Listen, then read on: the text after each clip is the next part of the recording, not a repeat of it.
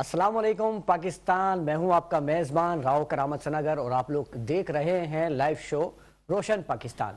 ناظرین، سال 2023 اپنے اختتام کو ہے اور اس سال کا سب سے بڑا واقعہ یا سانحہ کہہ لیں وہ ہے اسرائیل اور فلسطین کی جنگ، جس میں ہزاروں نہتے مسلمان مرد، بچے، بوڑھے اور خواتین شہید ہو گئے، ہزاروں بلڈنگز کو تباہ کر دیا گیا۔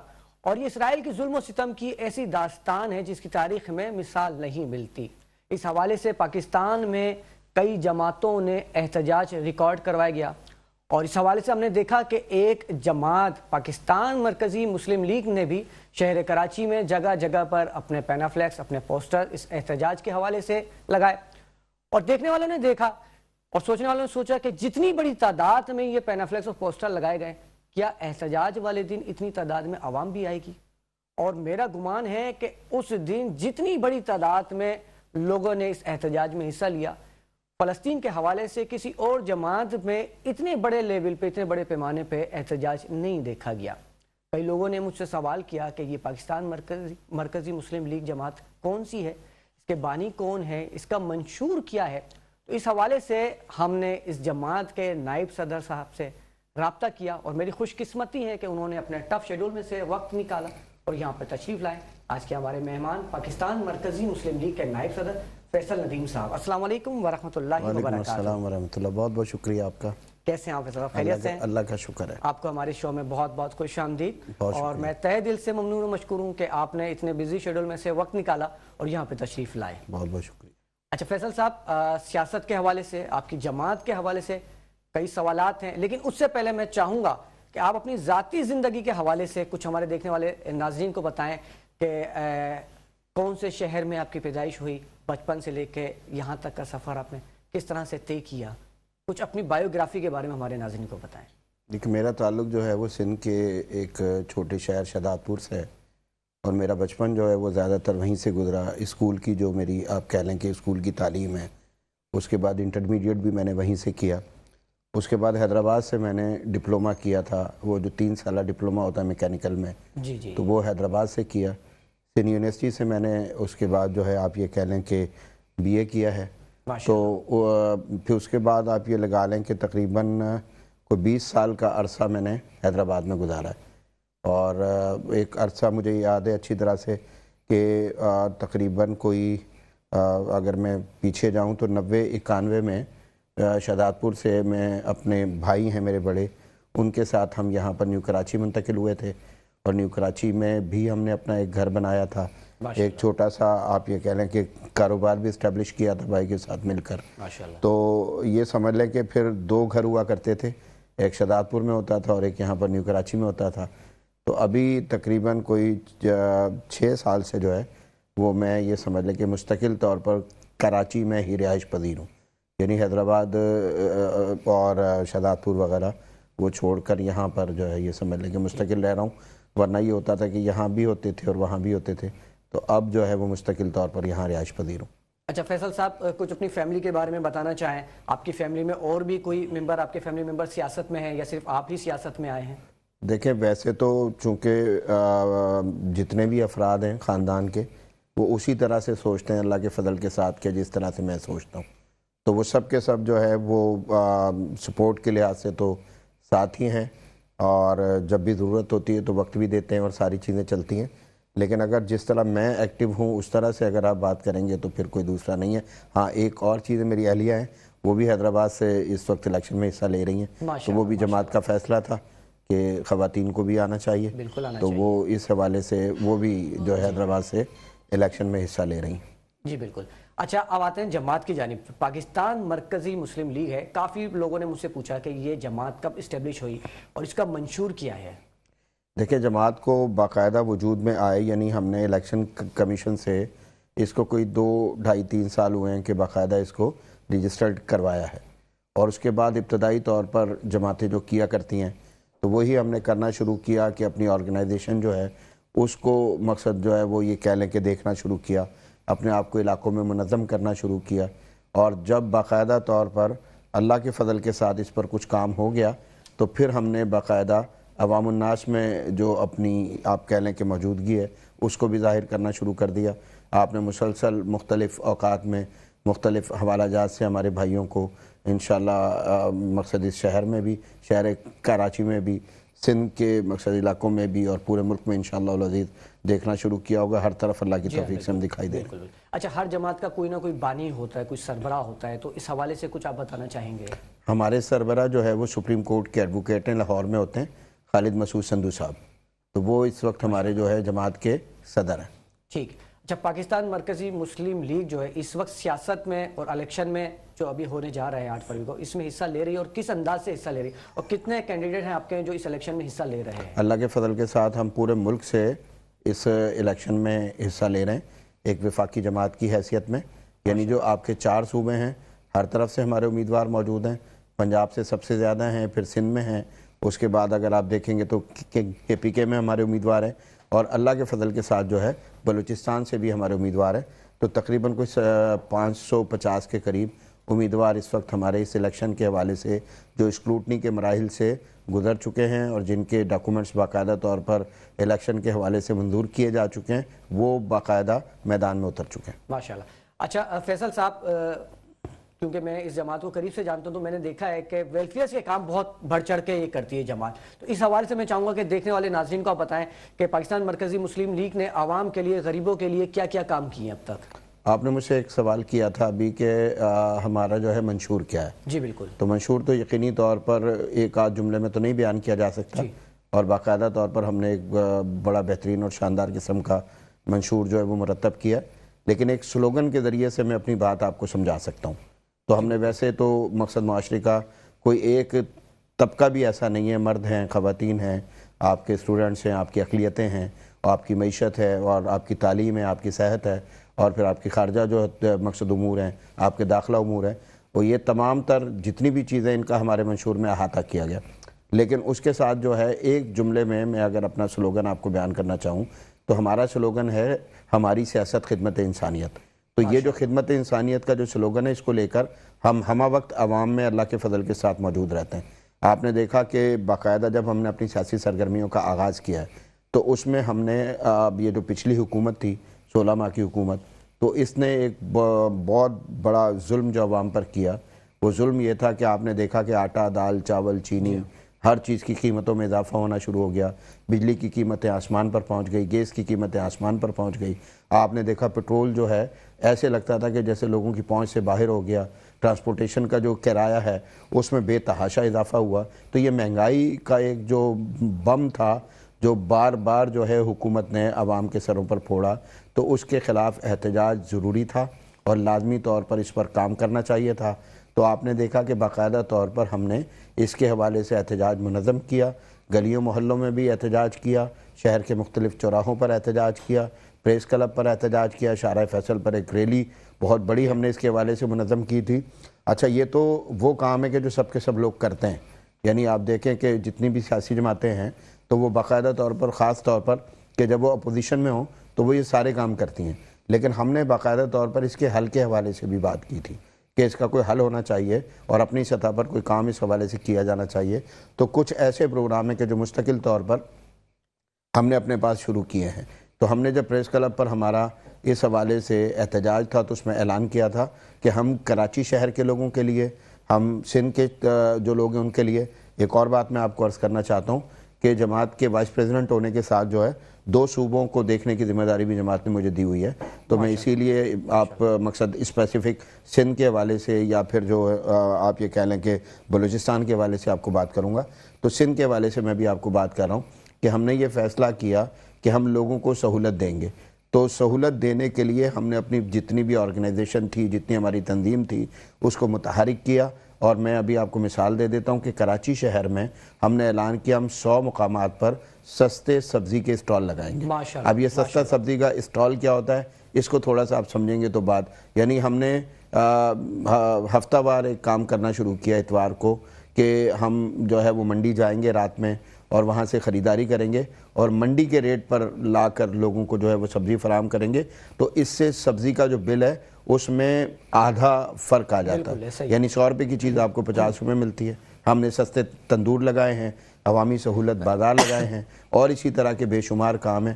پچھلا جو سیلاب آیا تھا 2021 میں، اللہ کے فضل کے ساتھ سندھ میں، بلوچستان میں اور اسی طرح پنجاب میں اور جہاں جہاں بھی مسائل ہوئے تھے، ہر جگہ ہمارے لوگوں نے اپنی خدمات سر انجام دی. ہماری کلینکس ہیں، ہمارے ہاسپٹلز ہیں، ہمارے اسکولز ہیں، ہم یونیورسٹی اسٹیبلش کرنے جا رہے ہیں. تو یہ جتنی بھی چیزیں اللہ کے فضل کے ساتھ یہ ہماری جماعت کے زیر انتظام جاری و ساری ہیں. ماشاءاللہ ماشاءاللہ. ناظرین، گفتگو کا سلسلہ جاری ہے لیکن وقت ہوا چاہتا ہے ایک چھوٹے سے بریک کا، اور ملتے ہیں ایک بریک کے بعد. ویلکم بیک ناظرین. ہمارے ساتھ موجود ہیں پاکستان مرکزی مسلم لیگ کے نائب صدر فیصل ندیم صاحب. فیصل صاحب، یہ جو الیکشن ہے اس حوالے سے آپ کی کیا امیدیں ہیں، اور یہ جو الیکشن ہونے جا رہے ہیں آپ کی نظر میں یہ الیکشن ہوگا یا سلیکشن ہوگا؟ دیکھیں، بہت ساری علامتیں اس طرح کی ہیں کہ کچھ مخصوص قسم کے لوگوں کو آگے لانے کی کوشش کی جا رہی.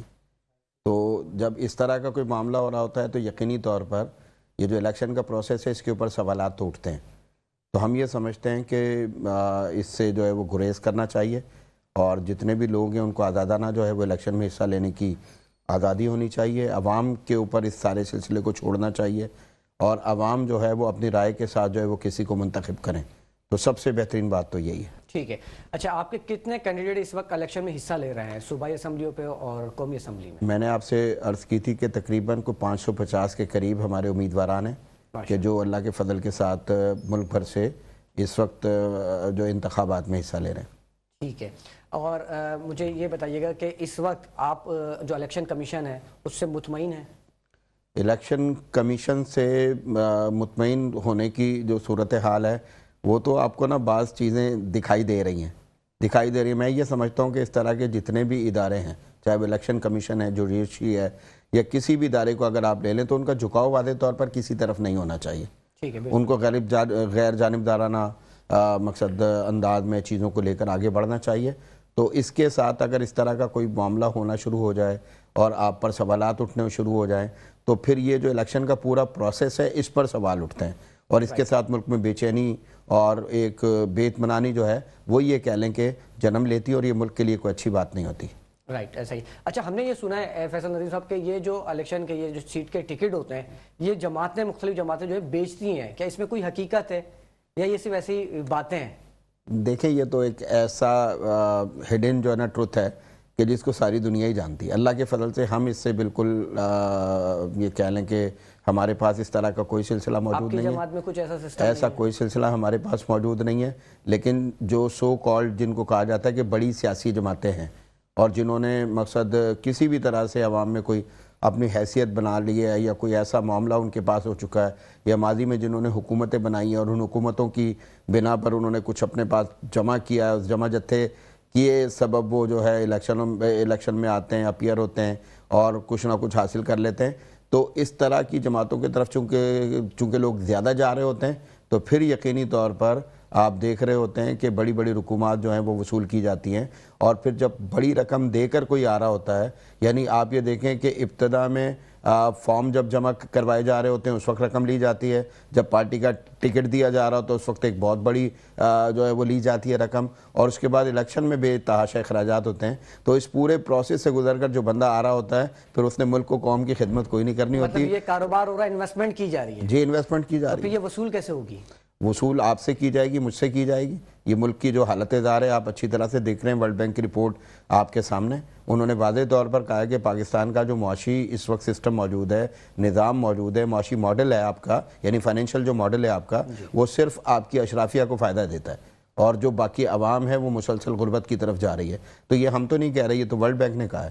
تو اس سے یہ ثابت ہوتا ہے، جو بات میں آپ کو عرض کر رہا ہوں، یہ ساری کی ساری بات جو ہے اس سے ثابت ہوتی ہے کہ مسلسل آپ دیکھیں گے کہ پاکستان میں غربت بڑھ رہی ہے. غربت کا وہ جو کی اوسط جو ہے اس میں مسلسل اضافہ ہوتا چلا جا رہا ہے. ہماری جو ایک زمانے میں پاکستان میں ایک کلاس موجود ہوتی تھی جس کو کہا جاتا ہے کہ یہ آپ کا جو ہے نا متوسط جو طبقہ ہے وہ موجود ہوتا تھا. لیکن اب اگر آپ دیکھیں گے تو اپر کلاس ہے، لوور مڈل کلاس ہے، مڈل کلاس آپ کو دکھائی نہیں دیتی. تو یہ جو اپر کلاس ہے نا، یہ اس طرح کا استحصالی یقینی طور پر سسٹم بناتی ہے کہ جس کے ذریعے لوگوں کا استحصال ہوتا ہے، اپنے جیسے لوگوں کو آگے لانا چاہتے ہیں. یہی وجہ ہے کہ یہ اس طرح کا نظام بناتے ہیں کہ ایک ہی تھالی کے جب سارے کے سارے ہوں گے، ایک ہی جیسے ہوں گے، تو کوئی کسی کے اوپر سوال نہیں اٹھائے گا، کوئی کسی کے اوپر بات نہیں کرے گا، کوئی شفافیت کی بات نہیں کرے گا، کوئی ٹرانسپیرنسی کی بات نہیں کرے گا. تو یہ چیزیں ان کو سوٹ کرتی ہیں. یہی وجہ ہے کہ یہ اس کو اس طرح سے لے کے چلتے ہیں. اچھا فیصل ندیم صاحب، جب بھی الیکشن کا دنگل سجتا ہے یا الیکشن ہونے جا رہے ہوتے ہیں، سیزن ہوتا ہے، تو دیکھا گیا کہ اکثر سیاسی جماعت کے رہنما اپنی وفاداریاں بدل رہے ہوتے ہیں. اس کی کیا خاص وجہ ہے؟ اس کے پیچھے بھی یہی سب یقینی طور پر اس کے پیچھے بھی محرکات ہیں. مجھے تو دیکھیں، بات تو بنیادی یہ ہے کہ کوئی بھی سیاسی رہنما آتا ہے، کھڑا ہوتا ہے، پہلا دعویٰ یہ کرتا ہے کہ قوم کی خدمت کے لیے میدان میں آیا ہوں. یعنی پہلی بات یہ کر رہا ہوتا ہے. اب وہ قوم کون سی ہے یہ اس سے پہلے پوچھ لینا چاہیے کہ وہ کس قوم کی خدمت کرنا چاہتا ہے. کیونکہ جب قوم کی خدمت کی جاتی ہے تو آپ کا عزم مستحکم ہونا چاہیے، آپ کا ایمان مستحکم ہونا چاہیے، آپ کے ارادے مضبوط ہونے چاہیے، اور اس کے بعد پھر آگے بڑھتے ہیں. یہ جو ہر 3 مہینے کے بعد اپنا راستہ تبدیل کرنے والے لوگ ہیں، یہ جتنے بھی لوگ ہیں، ان کا مقصد صرف اور صرف ذاتی جو مفاد ہوتا ہے وہی ہوتا ہے. ان کے لیے قوم بھی خود ہوتے ہیں، ملک بھی خود ہوتے ہیں، ملت بھی خود ہوتے ہیں، اور ان کا خاندان ہوتا ہے. اس سے آگے بڑھ کر کچھ نہیں ہے. ایک سوال جو آج کل میں اپنے جلسوں میں بہت زیادہ کرتا ہوں کہ پاکستان میں آٹا، چاول، دال، چینی، چولہا جلانا، پاکستان میں بجلی کا بل دینا، گیس کا بل دینا، یہ سب کے سب بہت بڑے بڑے مسائل ہیں جن کا عوام سامنا کر رہی ہے. لیکن ہم کسی بھی سیاسی لیڈر کو اس طرح سے سفر کرتے نہیں دیکھتے. ان کی ویلتھ میں اضافہ ہو رہا ہوتا ہے، ان کی جائیداد میں اضافہ ہو رہا ہوتا ہے، ان کے اثاثہ جات میں اضافہ ہو رہا ہوتا ہے. کوئی ایک آپ کو لیڈر ایسا نہیں ملے گا، کوئی ایک بندہ ایسا نہیں ملے گا. بھئی ملک اس وقت دیوالیہ ہونے کے دہانے پر ہے. یعنی اس وقت بے شمار مسائل کا ملک سامنا کر رہا ہے. آپ عیاشی کیسے کر رہے ہیں؟ آپ تو قوم کے جو ہے نا وہ لیڈر ہیں، قوم کے آپ جو ہے نا یہ سمجھ لیں کہ رہنما ہیں، قوم کے سامنے روزانہ بھاشن دیتے ہیں، اس سے قربانیوں کا سوال کرتے ہیں. تو میں یہ کہتا ہوں رہنما وہ ہوتا ہے کہ جو اپنی ذات پر قربانی سے آغاز کرتا ہے اور اس کے بعد پھر جو ہے وہ قوم سے قربانی کا سوال کرتا ہے. تو یہ مفادات کا ایک پورا سلسلہ ہے.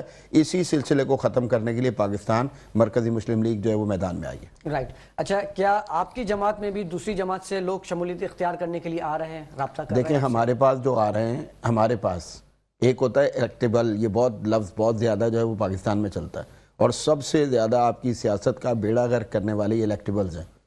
اس کی وجہ کیا ہے کہ یہ آپ یہ دیکھ لیں کہ جو چڑھتا سورج ہوتا ہے اس کے ساتھ ساتھ جو ہے وہ جا رہے ہوتے ہیں کسی طرف، ہوا کا رخ دیکھ کر کسی طرف جا رہے ہوتے ہیں. تو ان کا پھر وہ میں نے پہلے کہا کسی قسم کا کوئی نظریہ، سوچ اور فکر نہیں ہوتی ہے. تو اس طرح کے لوگوں سے تو اللہ تعالیٰ نے اب تک ہمیں بچائی رکھا ہے. لیکن بے شمار وہ لوگ ہیں کہ جو کسی بھی جگہ پر موجود تھے، جو اس ملک کے لیے جن کی خواہش ہے کہ کچھ کریں، اس کے عوام کے لیے کچھ کریں. تو ایسے بے شمار لوگوں نے ہم سے رجوع کیا، ہمارے ساتھ شامل ہوئے ہیں، اور شامل ہو کر اللہ کے فضل سے ہماری ٹیم کا حصہ بنے. ماشاءاللہ. اچھا، پاکستان مرکزی مسلم لیگ الیکشن میں کیا سیٹ ایڈجسٹمنٹ پہ جا رہی ہے؟ یقینی طور پر جا سکتی ہے، کیونکہ یہ جمہوری سیاست کا حصہ ہے. تو جب آپ آتے ہیں مقصد اس پورے جو ہے نا یہ کہہ لیں کہ پروسیس میں، تو یہ سارے کام بھی یقینی طور پر کیے جاتے ہیں. بہت ساری جماعتیں ایسی ہیں کہ جنہوں نے ہم سے رجوع کیا ہے، اور انشاءاللہ چونکہ آپ یہ اچھی طرح جانتے ہیں کہ الیکشن کا جو پروسیس ہے اس کے مختلف جو ہے وہ یہ سمجھ لیں کہ حصے ہوتے ہیں. ان میں سے آپ فارم فل کروا رہے ہوتے ہیں، آپ کی اسکروٹنی ہوتی ہے، اور جب باقاعدہ طور پر کاغذات نامزدگی آپ کے منظور ہو جاتے ہیں تو اس کے بعد پھر یہ پروسیس زیادہ ہوتا ہے. تو اب وہ وقت بس سمجھ لیں کہ تقریباً آ ہی چکا ہے کہ جب یقینی طور پر ہم خیال جو لوگ ہیں ان کے ساتھ بیٹھا بھی جائے گا، بات بھی کی جائے گی، اور جہاں بھی ممکن ہو سکے گا تو یہ سلسلہ بھی آگے بڑھے گا. تو ابھی فائنل نہیں ہوا کہ کس جماعت کے ساتھ کرنی ہے؟ فی الحال ایسی چل رہی ہے؟ فی الحال بات چیت ہو رہی ہے. بات چیت کا دروازہ ہم نے جو ہے وہ بند نہیں کیا کہیں بھی. لیکن جو ہے وہ یہ سمجھ لیں کہ اس کے بعد رزلٹ کیا نکلتا ہے یہ انشاءاللہ اللہ نے چاہا تو بہت جلد سامنے آ جائے گا. ٹھیک، اچھا ہو گیا. اچھا فیصل ندیم صاحب، ماشاءاللہ سے آپ بھی الیکشن میں کھڑے ہو رہے ہیں، تو میں جاننا چاہوں گا کہ کس حلقے سے آپ کھڑے ہو رہے ہیں اور آپ کے حلقے کے مسائل کیا ہیں؟ دیکھیں نہیں، میں 2 حلقہ جات سے اس وقت امیدوار ہوں. ماشاءاللہ. ایک آپ کے کراچی شہر کا حلقہ ہے NA235، یعنی یہ سوراب کوٹ اور اس سے متصل جو علاقہ ہے گلدار ہجری، اور یہ تو میں یہ کہتا ہوں کہ اگر آپ اس حلقے کے مسائل کے حوالے سے بات کریں گے تو میں کہوں گا وہ کون سا مسئلہ ہے جو اس حلقے میں موجود نہیں ہے. تو میں ویسے بھی اس حلقے میں جاتا ہوں، ہمارے ویلفیئر کے پروجیکٹ ہیں اس حلقے میں، ہماری کلینکس ہیں، ہمارے اور دیگر بہت سارے کام اس حلقے میں ہوتے ہیں. تو اکثر اس حلقے میں پہلے بھی جانا ہوتا تھا، لیکن اگر آپ جائیں گے تو آپ کو ایسے لگے گا، اس کے متعدد علاقے ایسے ہیں کہ جن میں جا کر آپ کو ایسے لگے گا کہ آپ بلوچستان کے کسی انتہائی پسماندہ علاقے میں موجود ہیں، جہاں پر سڑک نہیں ہے، گلی نہیں ہے، جہاں پر سیوریج نہیں ہے، ڈرینیج نہیں ہے، جہاں پر آپ دیکھیں گے کہ بدامنی بے تحاشا اور بے شمار ہے۔ منشیات کا معاملہ ہمارے اس حلقے میں بے تحاشا ہے، نوجوانوں کو آپ دیکھیں گے تو منشیات کے گھیرے میں ہیں، اور مقصد ایک عجیب و غریب سی صورتحال ہے بالکل۔ تو یہ جو مقصد بڑے بڑے مسائل ہیں، جس کو آپ مسئلہ کہیں وہ سارا کا سارا موجود ہے۔ ہسپتال نہیں ملے گا، اچھا اسکول نہیں ملے گا، یعنی کوئی ایسی چیز نہیں ہے کہ جس کو آپ کہیں کہ پچھلی حکومتیں جنہوں نے لمبا عرصہ مقصد اس صوبے پر، اس ملک پر حکومت کی ہے یا بلدیاتی اداروں میں موجود رہیں، انہوں نے اس حلقے کو کچھ دیا ہے، ایسا آپ کو کچھ بھی نہیں ملے گا۔ تو ایک تو میں اس حلقے سے امیدوار ہوں، اور دوسرا حیدرآباد شہر کا جو سٹی کا PS 64 ہے، وہاں سے بھی امیدوار ہوں۔ تو حیدرآباد بھی اگر آپ جائیں گے تو حیدرآباد بھی ان شہروں میں سے ہیں کہ جس کا باقاعدہ طور پر والی وارث کوئی نہیں ہے۔ ووٹ بہت سارے لوگوں نے لیے ہیں، لوگ MNAs بنے، MPs بنے، وہاں سے وزیر بنے، آپ نے دیکھا کہ بڑے بڑے عہدے انہوں نے حاصل کیے ہیں، لیکن جواباً انہوں نے حیدرآباد کو کچھ بھی نہیں دیا۔ آپ دیکھتے ہوں گے دوسرے صوبوں سے لوگ ہمارے پاس آ رہے ہوتے ہیں تو کراچی اور حیدرآباد کی جو شناخت آج بنی ہے نا، وہ کوڑے کے ڈھیر ہیں، یعنی گندگی اور غلاظت جو اس کو دیکھ کر وہ جو ہے ہمارے شہروں کی شناخت کرتے ہیں۔ تو یہ تمام تر چیزیں جتنی بھی ہیں، ان کے اوپر کام ہونے والا ہے بہت زیادہ۔ تو ایک صوبائی اسمبلی کا حلقہ اور ایک قومی اسمبلی کا حلقہ، دو جگہ سے میں امیدوار ہوں۔ صحیح۔ اچھا فیصل صاحب، اس وقت ہم کراچی میں بیٹھے ہیں، میرا تعلق بھی کراچی سے ہے، آپ بھی کراچی میں رہ رہے ہیں، تو کیا وجہ ہے کہ تقریباً 75% ریونیو کراچی دیتا ہے ملک کو، لیکن اس کے باوجود جیسا کہ آپ نے کہا کہ سڑکیں ٹوٹی پھوٹی ہیں، کچرے کا ڈھیر بنا ہوا ہے، کوئی پرسان حال نہیں ہے، کوئی اس کا والی وارث نہیں ہے، کوئی اس کو پوچھنے والا نہیں ہے، تو اس کا ذمہ دار کون ہے؟ کیا عوام ذمہ دار ہے؟ دیکھیں، ایک طرح سے میں کہوں گا کہ ایک زاویے سے عوام بھی ذمہ دار ہے۔ ویسے تو وہ ساری سیاسی جماعتیں جو کسی نہ کسی حوالے سے اس کراچی سے ووٹ لیتی رہی ہیں، کراچی نے سب کو ووٹ دیا ہے، کراچی نے سب کو ووٹ دیا۔ ابھی مرتضی وہاب صاحب آپ دیکھ رہے تھے، یعنی یہ قیامت کی جو نشانیاں ہیں نا، ان سے کوئی کم بات نہیں ہے کہ پیپلز پارٹی کا میئر جو ہے وہ کراچی پر مسلط ہے۔ اب یہ آپ دیکھ رہے ہیں کہ بلاول بھٹو زرداری صاحب پورے ملک میں پھر رہے ہیں، اور پورے ملک میں پھر کے کراچی کی ترقی کی مثالیں دے رہے ہیں، اور سندھ کی ترقی کی مثالیں دے رہے ہیں، اور کہتے ہیں لاہور کو کراچی بنا دیں گے۔ تو میں کہتا ہوں لاہور والوں کو توبہ کا، اجتماعی توبہ کا اہتمام کرنا چاہیے، اور اس سے جو ہے نا بچنے کی کوشش کرنی چاہیے۔ یہ جتنے بھی لوگ ہیں آپ ایک ایک کر کے دیکھتے چلے جائیں۔ پچھلے وزیر اعظم صاحب 2018 کی حکومت کے بعد اس شہر سے منتخب ہوئے تھے، لیکن انہوں نے اس شہر کو کیا دیا؟ وہ جماعت جو مستقل اس شہر سے منتخب ہوتی رہی ہے، MNAs بنتے رہے، MPs بنتے رہے، وفاقی وزراء، صوبائی وزراء، گورنر سندھ بن گیا، فلاں فلاں، اس نے کیا دیا ہے؟ کراچی کو بدامنی ملی ہے، بدحالی ملی ہے، کراچی کو ٹوٹی سڑکیں ملی ہے، کراچی کو آپ دیکھیں اتنا بڑا شہر، ابھی آپ نے کہا کہ پاکستان کی معاشی شہر کسے کہا جاتا ہے؟ صوبے کو یہ 90% ریونیو دے رہا ہوتا ہے، یہ دنیا کا چھٹا بڑا شہر ہے، لیکن اس کے انفراسٹرکچر کی بات کریں گے تو اس کے نام پر کوئی چیز موجود نہیں ہے۔ ہم قریب کے اگر ملکوں میں دیکھیں، بنگلہ دیش کو دیکھیں، ڈھاکہ میں کیا ہو رہا ہے، آپ اگر انڈیا کی بات کریں تو دہلی میں، ممبئی میں، کلکتہ میں، اور جو ان کے شہر ہیں وہاں پر کیا کیا جا رہا ہے۔ ہم مقصد دنیا چاند پہ چلی گئی ہے، اور ہم ابھی تک جو ہے وہ چاند گاڑی پر ہیں۔ تو یہ کراچی کے ساتھ میں ایک لفظ بار بار استعمال کرتا ہوں، تھوڑا سا شاید آپ کو غیر مہذب لگے، لیکن وہ درست ترین جو میں یہ کہتا ہوں کہ عکاسی کرتا ہے کہ کراچی کا جو ہے نا یہ بلاತ್کار کرتے رہیں، مسلسل کراچی کے ساتھ زیادتی کرتے رہیں۔ کراچی ایک سونے کی چڑیا ہے کہ جس سے انہوں نے سب کچھ حاصل کرنا ہوتا ہے، لیکن اس شہر کی بدقسمتی ہے کہ اس کو دینے کے لیے کوئی بھی تیار نہیں ہے۔ ٹھیک ہے، بالکل۔ اچھا، آپ نے بالکل وجہ فرمایا کہ حکمرانوں نے کراچی کا بہت برا حال کر دیا، لیکن ہم نے سنا ہے کہ جیسی عوام ویسے حکمران، تو اس میں عوام کا بھی ہے ہاتھ؟ یقینی طور پر عوام کا ہے۔ دیکھیں، سب سے بڑی بات یہ ہے کہ عوام جب تک اپنے شعور کو بیدار نہیں کرے گی، ہمارا جو انتخابی سلوگن ہے شعور کو ووٹ دو، جب تک اپنے شعور کو اجاگر نہیں کرے گی، اپنے شعور کو بیدار نہیں کرے گی، تو اس طرح کی صورتحال سے نکلنا ممکن نہیں ہے۔ ابھی بلاول بھٹو زرداری صاحب کھڑے ہوئے اور انہوں نے کہا کہ میں 300 یونٹ تک بجلی مفت فراہم کروں گا۔ اب یہ لالی پاپ ہے، عوام کو اس کو سمجھنا پڑے گا، ٹھیک ہے؟ یعنی لالی پاپ ہے، 2500 ارب روپے جو ہے کل بجلی سے ریونیو حاصل ہوتا ہے۔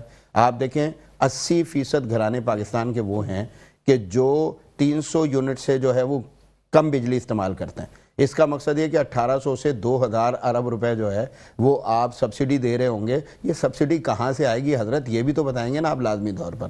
آپ گھروں کے وعدے کر رہے ہیں، نوکریوں کے وعدے کر رہے ہیں، آپ کہہ رہے ہیں کہ آپ 5 سال میں جو سرکاری ملازمین ہیں ان کی تنخواہیں دگنی کر دیں گے. ابھی صورتحال یہ ہے کہ ہم 78,000 ارب روپے کے مقروض ہیں, 8,500 ارب روپے کا ہمارا بجٹ خسارہ ہے.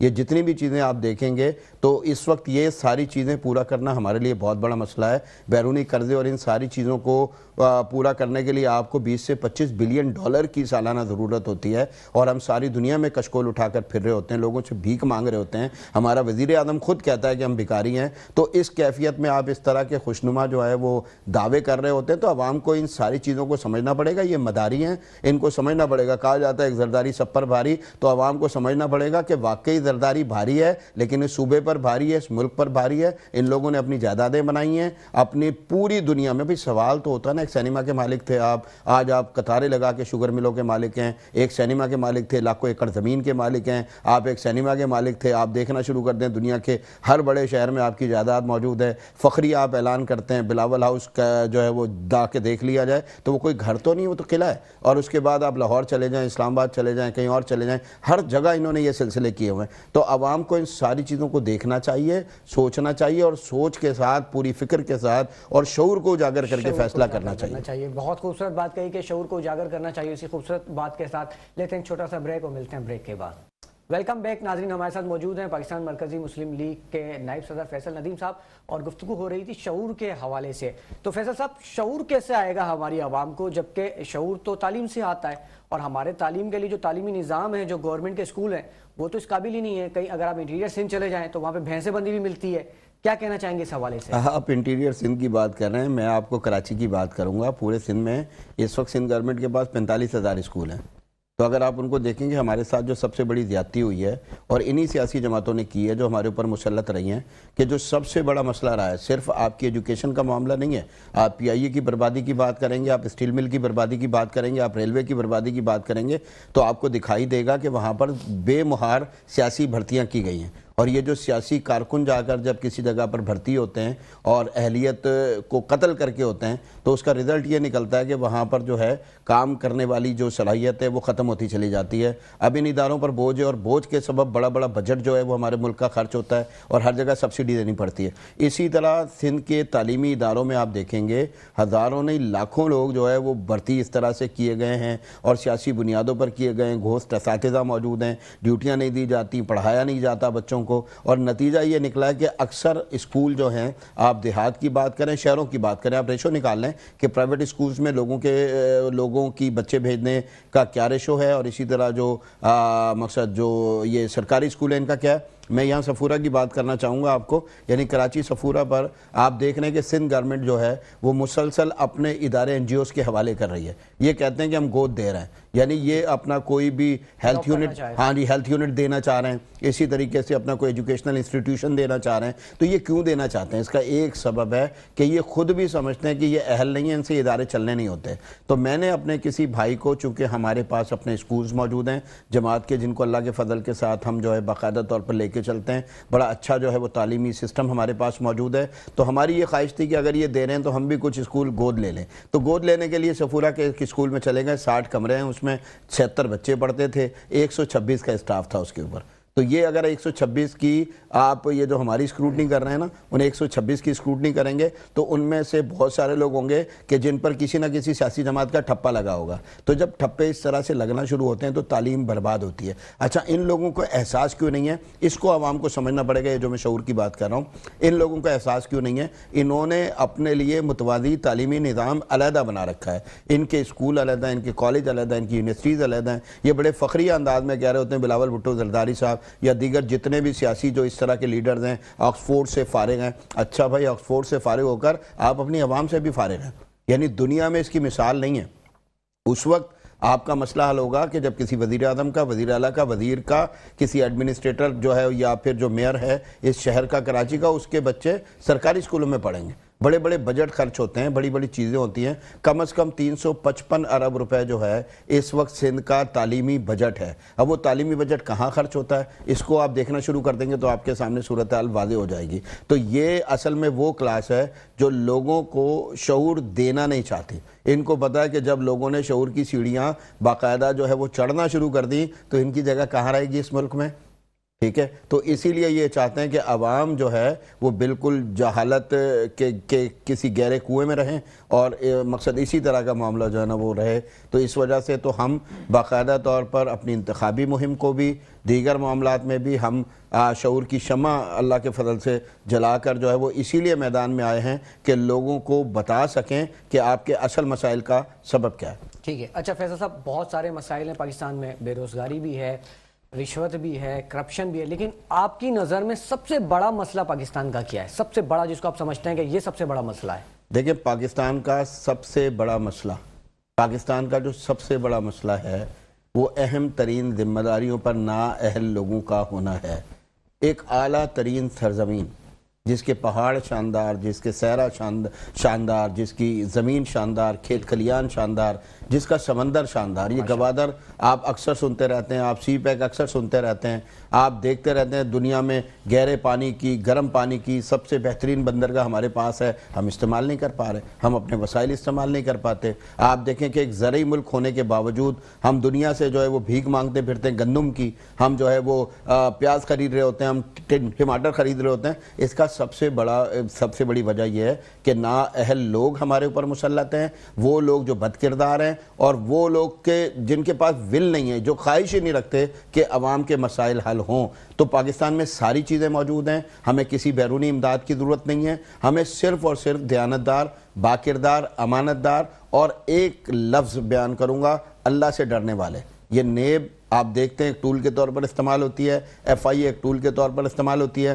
اکاؤنٹیبلٹی کے جتنے ادارے ٹول کے طور پر استعمال ہوتے ہیں، اور ان کے ذریعے سے نہ کسی کو ڈرایا جا سکتا ہے، نہ دھمکایا جا سکتا ہے، نہ کوئی اور کام کیا جائے. ان کے پاس بڑے راستے ہیں، ان کے پاس بڑے راستے، بڑا مال انہوں نے جمع کیا، بڑا خرچ کرتے ہیں. تو اسی لیے ان کو کہیں کسی جگہ کوئی رکاوٹ نہیں آتی، اپنے لیے راستے نکال لیتے ہیں. تو میں یہ عرض کرتا ہوں، وہ لوگ جنہیں اس بات کا یقین ہو کہ انہوں نے مر جانا ہے، دنیا سے جانا ہے، اللہ کے سامنے کھڑا ہونا ہے، اور اصل جو اکاؤنٹیبلٹی ہے وہ اللہ کے سامنے ہونی ہے. تو اس طرح کے لوگوں کی ضرورت ہے، اس ضرورت کو عوام کو سمجھنا چاہیے اور باق کردار لوگوں کو سامنے لانے کی کوشش کرنی چاہیے. ٹھیک. اچھا فیصل ندیم صاحب، ماضی میں بھی کئی لوگوں نے دعوے کیے کہ ہمیں ووٹ دیں، ہم 100 دن میں یہ کر دیں گے، ہم 200 دن میں یہ کر دیں گے، 300 دن میں ایک بدل کے رکھ دیں گے پاکستان کو. دعوے سب کرتے ہیں، کیا آپ کے پاس پلان موجود ہے کہ اگر آپ لوگ اسمبلی میں آ جاتے ہیں، آپ کو وزارتیں مل جاتی ہیں، تو باقاعدہ پلان آپ کے پاس موجود ہے؟ دیکھیں، میں عرض کرنا چاہتا ہوں، ابھی میں آپ سے عرض کر رہا تھا، ایک تو اس طرح کا دعویٰ کوئی نہیں ہے ہمارے پاس. ٹھیک ہے، ہم کوئی دعویٰ نہیں کرتے، لیکن میں ایک بات عرض کرنا چاہتا ہوں، آپ نے کوئی نیا پاکستان نہیں بنانا، ہم پاکستان کو پاکستان بنانا چاہتے ہیں. ٹھیک ہے. اصل جو بات ہے نا یہ سمجھنے والی ہے. آپ دیکھ لیجئے پاکستان میں سب کچھ، جب میں نے کہا کہ وسائل موجود ہیں تو پاکستان میں قانون بھی موجود ہے. بالکل. پاکستان میں مسئلہ قانون پر عمل درآمد نہ ہونا ہے. پاکستان میں آئین موجود ہے، پاکستان میں مسئلہ آئین پر عمل درآمد نہ ہونا ہے. تو اگر آئین پر عمل درآمد ہونے لگے، تمام تر چیزیں موجود ہیں، پورے آپ یہ کہہ لیں جو ماڈل چاہیے ہوتے ہیں، جن پر اگر درست طریقے سے عمل کر لیا جائے، اہل لوگ بیٹھے ہوں اور اخلاص کے ساتھ ان پر کام کیا جائے، تو میں نہیں سمجھتا کہ کوئی بھی چیز ایسی نہیں ہے. تو ہم جو لوگوں کے سامنے دعویٰ نہیں کرتے بلکہ ایک وعدہ کرتے ہیں. وعدہ یہ کرتے ہیں کہ ہم شفافیت لے کر آئیں گے، یعنی ہم جو ہے وہ ٹرانسپیرنسی لے کر آئیں گے، ہم شفافیت لے کر آئیں گے. ہمارا بندہ، ہمارا کوئی بھی رکن اسمبلی یا کوئی ہمارا بھائی اگر کسی ذمہ دار سیٹ پر آتا ہے تو آپ فرق دیکھیں گے کہ وہ شفاف انداز میں چیزوں کو آگے چلائے گا. اور پاکستان کو اس وقت صرف شفافیت کی ضرورت ہے. انشاءاللہ اللہ نے چاہا تو یہ ضرورت پوری ہوگی تو پاکستان کو آگے بڑھنے سے کوئی نہیں روک سکتا انشاءاللہ. اچھا، سیاست میں آپ کس سیاسی لیڈر سے بہت زیادہ متاثر ہیں؟ سب سے بڑھ کر تو میں محمد رسول اللہ صلی اللہ علیہ وسلم سے متاثر ہوں. ٹھیک ہے جی. اللہ کے نبی علیہ السلام کا فرمان ہے کہ جو ہے وہ بنی اسرائیل کی سیاست ان کے انبیاء کرتے تھے. اس کا کیا مقصد ہے کہ سیاست جو ہے یہ انبیاء کا مشغلہ ہے. ٹھیک ہے. تو محمد علیہ السلام سے متاثر ہوں، اور اس کے بعد جس سیاستدان سے میں سب سے زیادہ متاثر ہوں اس کا نام ہے قائد اعظم محمد علی جناح. کیا بات ہے، ماشاءاللہ. اگر آپ سیاست میں نہیں ہوتے، سیاستدان نہیں ہوتے، تو کیا ہوتے ہیں؟ میں اچھا مسلمان ہوتا. ماشاءاللہ. نہیں، اچھے مسلمان تو ہے ماشاءاللہ. تو میں اللہ کے توفیق سے آپ دیکھتے ہیں کہ خدمت کے جو ہے نا یہ سمجھنے کے میدان میں موجود ہوں، لوگوں کی خدمت کرنے کی کوشش کرتا ہوں. تو ایک آپ یہ کہہ لیں کہ ایک جو ہوتا ہے نا خدمت خلق کے ایک کارکن کے طور پر اللہ کی توفیق سے اللہ کے بندوں کی خدمت کرتا ہوا آپ کو کہیں نہ کہیں دکھائی دیتا. ٹھیک. اچھا، جیسے کہ آپ نے کہا کہ پہلے زمانے میں انبیاء کرام جو ہے سیاست کیا کرتے ہیں، لیکن آج کے دور میں کہا جاتا ہے کہ سیاست میں مذہبی کارڈ استعمال نہیں کرنا چاہیے. کیا کہنا چاہیں گے اس سوال سے؟ کیا سیاست اور مذہب کیا الگ الگ چیز ہے؟ یہ جو بھی یہ بات کرنے والا ہے آپ نے سنا ہوگا کہ اسٹیج پر کان میں کہا جاتا ہے تھوڑا سا اسلامی ٹچ دے دیں.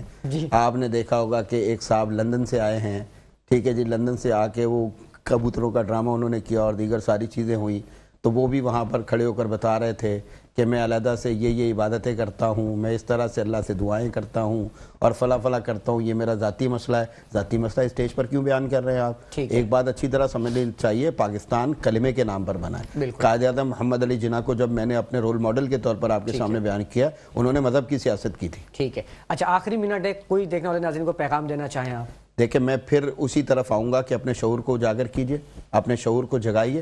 اس پاکستان کے مسائل کا حل آپ کے پاس ہے, آپ کے پاس ہے. اپنے ووٹ کا درست ترین استعمال کیجئے. چھوٹے چھوٹے ذاتی مفادات کو مد نظر رکھ کے کہا جاتا ہے کہ ایک بریانی کی پلیٹ پر ووٹ دے دیا جاتا ہے, تو یہ بریانی کی پلیٹ پر ووٹ دینا چھوڑ دیجئے. اجتماعی قومی مفاد اس کو مد نظر رکھتے ہوئے پاکستان دنیا میں سارے مسلمانوں کے تحفظ کا ضامن ہو سکتا ہے. یہ اس وقت ہوگا جب یہ ملک مضبوط ہو جائے, اور اس ملک کو مضبوط میں اور آپ کریں گے. بہت ہی خوبصورت پیغام, اور آپ کی آمد کا بہت بہت شکریہ کہ آپ نے اتنے ٹف شیڈول میں سے ہمارے لیے ٹائم نکالا, وقت نکالو, یہاں پہ تشریف لائے. ایک بار پھر تہہ دل سے ممنون و مشکور ہوں. اور ناظرین, امید کرتا ہوں کہ آپ کو باتیں بہت اچھی لگی ہوں گی, پسند آئی ہوگی. آپ کا بہت بہت شکریہ. پروگرام ابھی جاری ہے, نیوز بریک کے بعد دوبارہ حاضر ہوں گے. تب تک کے لیے مجھے اجازت دیجیے. السلام علیکم ورحمۃ اللہ وبرکاتہ.